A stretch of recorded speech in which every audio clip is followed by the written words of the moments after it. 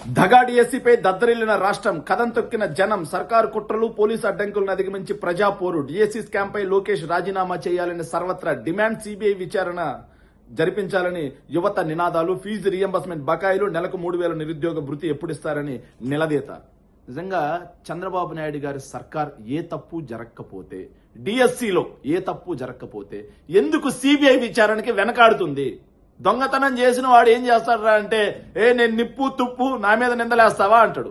దొంగతనం చేయని వాడు ఏం చేస్తాడంటే, నీకు ఏది కావాలంటే అది చేసుకోబా విచారణ అంటారు. కానీ దీన్ని బట్టి అర్థం అవ్వట్లేదా తప్పు జరిగిందా లేదా అన్న విషయం?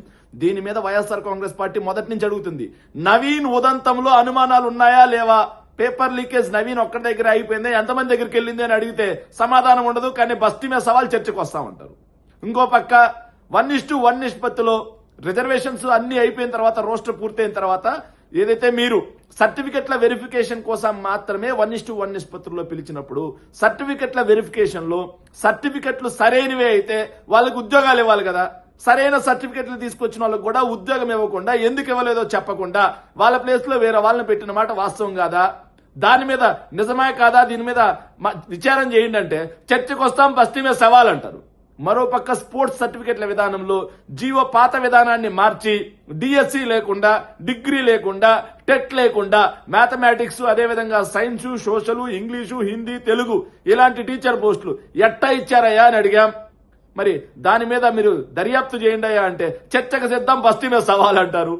ఇంకో పక్క చూస్తే దుర్మార్గమైన అంశం ఏంటంటే, నేషనల్ మెడల్స్ వచ్చిన వాళ్ళకి కాకుండా వాళ్ళ అసోసియేషన్స్ లో కొన్న రవికుమార్ ఇచ్చిన వాళ్ళకి జాబులే, ఈ పక్క చూస్తే భరత్ ఇచ్చిన వాళ్ళకి జాబులే. ఇట్లా వాళ్ళ పార్టీకి చెందిన వాళ్ళు ఉన్నటువంటి అసోసియేషన్ అయితే చైర్మన్లుగా ఉన్నటువంటి స్పోర్ట్స్ అసోసియేషన్ సర్టిఫికెట్లు, inter college, inter district, inter యూనివర్సిటీలో ఆడిన వాళ్ళకి ఉద్యోగాలు ఇచ్చారు. కానీ ఆడిన వాళ్ళకి, పార్టిసిపేట్ చేసిన వాళ్ళకి, మెడల్స్ గెలిచిన వాళ్ళకి కాదు, నేషనల్ మెడల్స్ గెలిచిన వాళ్ళకి ఉద్యోగాలు ఎందుకు ఇవ్వలేదు?